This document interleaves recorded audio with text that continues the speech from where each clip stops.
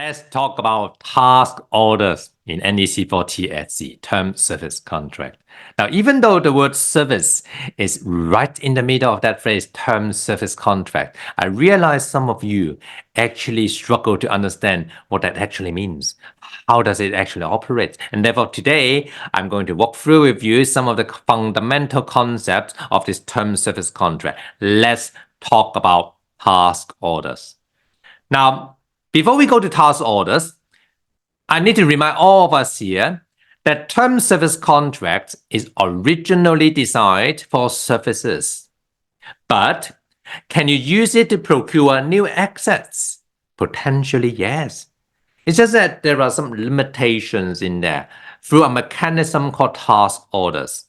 That is what I discussed with another client a few days ago on this term service contract in procurement of a series of service packages.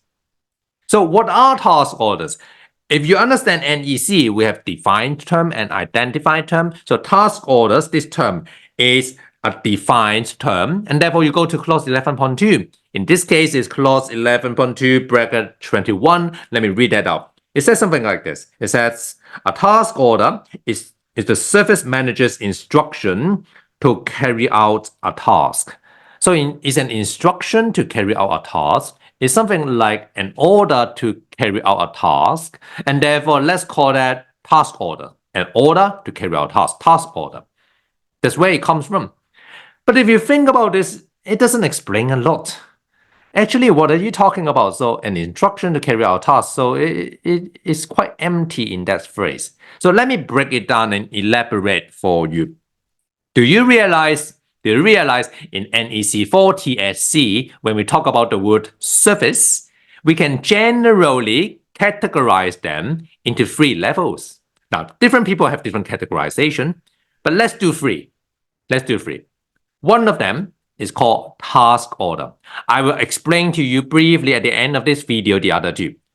So task order is something very much like mini projects. Some people call that mini projects. Some people call that project within project. So why is that the case? A task order has got a start date, has got a completion date. So when something has got a completion date, it can be delayed. And therefore, there are delay damages applicable to these task orders. If you have a start date, if you have a completion date, it means you need a program. And therefore, we have task order program in section 3 of NEC4 TSC. All the procedures of the quotation, acceptance, and all these, you can find that for task orders in clause 19. Now, I'm talking about NEC4. In NEC3, this is actually one of the secondary options. In NEC4, things get so popular that they actually put that under the core clauses.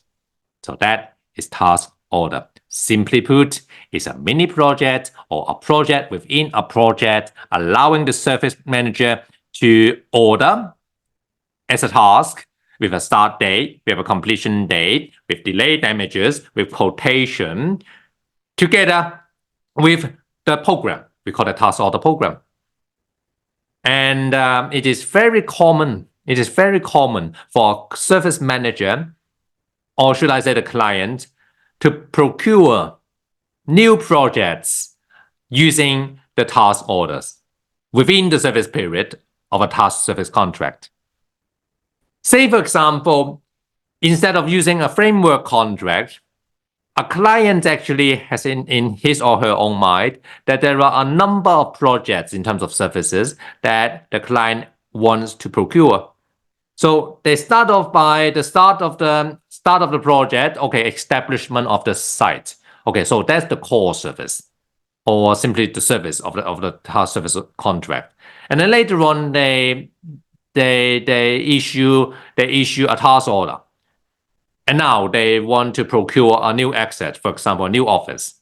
Then through that task order, we have a start date, an end date, the program, with all this compensation, event, defined cost and fee. Then they can put up a new project within this project. And then later on, a few months later, they want a swimming pool, for example. Then they procure another task order, another swimming pool through this another task order, another start date, another completion date, another calculation or methods of calculation for the delay damages and other task order program.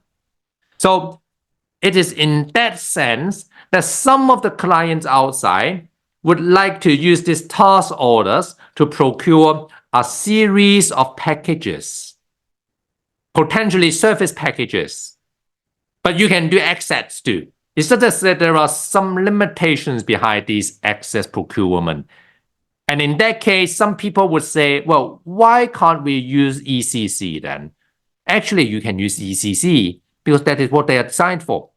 An ECC contract is designed for the procurement of new assets. But if a client wants to procure new assets too under the task service contract, it is practically speaking or theoretically speaking possible. It's just that there are some limitations. So this is task orders under NEC4 TSC. Let me go through the other two types quickly. So the other type is what we call the core service. Core service. It simply means those services already listed in the scope, which the contractor needs to provide. They're simply there. So therefore the service manager in that sense, they do not need to order anything. When the contractor and the client sign that contract, the contractor is automatically obliged to provide the service as described in the scope. Just as we have ECC clause 20.1 for the contractor to provide the works, we have NEC4 TSC, also clause 20.1, mandating the contractor or obliging the contractor to provide the service. They're just there.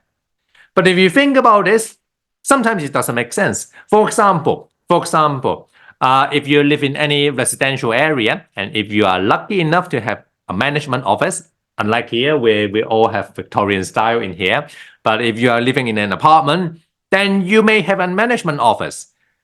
Say flooding or water leakage, not flooding, water leakage in your apartment. Then what will you do? You will simply put a phone call to the management office and ask the management office to arrange a visit of an engineer ASAP. If you think about this, have they not get paid? Why will they come just a phone call? What type of contract terms is behind? Now, NEC4 translate that type of practice, sometimes we call that call center, into term service contract as what we call the call-off service. Call-off service. Now, this term call-off service is not in the contract, but the principles are there. It means whatever happens, you just follow the procedures in accordance with the scope or in accordance with the contract specified in the scope. And then you carry out the call-off procedure, and then the client is going to pay the contractor, and the contractor will just come. As if there are some products on the shelves, you just pick it down, and then you just pay for it as and when required. So that's another type of service in NEC4 TSC. So again, 3 types of service or 3 levels of service in NEC4 TSC. First one is task orders. I just explained briefly. Second, task order is like mini project. Second is the core service. Core service is just there. It's just like the works in ECC. It's just there. The contractor is obliged to carry out the works in ECC, and then the contractor is obliged to provide the service in TSC. And then the third type is call-off service, as and when required. You do not have a specific procedures stipulated in NEC4 core clauses for the reason being the client may have different practice internally. They can use a call center, or they can have another types of procedures. For example, filling up a certain form. For example, I still remember last time when in my office, the security alarm just suddenly set off. And then I called up an engineer. The engineer sent me back a form to fill in before he agreed to come to the office to fix that alarm. So we can have different procedures as required by the client. We cannot specify everything in the world for that call-off service, and it's not practical to, and therefore NEC4 does not dictate how that is going to work out for those simple tasks. For example, changing the light bulbs, changing the fire sprinklers, for example. So I hope this is useful for you. And For the coming up few videos, I may talk a little bit more on term service contract, especially I know in Hong Kong, some of the departments are actually thinking about using TSC, this type of contract, to maintain some of the waterworks under the whole island. Actually, they're doing it now, actually, I know. So how does it actually operate? What type of set clauses we will commonly face or use? I may take this opportunity to drill deeper with you later on. It depends on the situation. I can't guarantee what I'm going to talk about, but I will see. I will devote some time in this TSC contract in the coming videos. Hope this is helpful.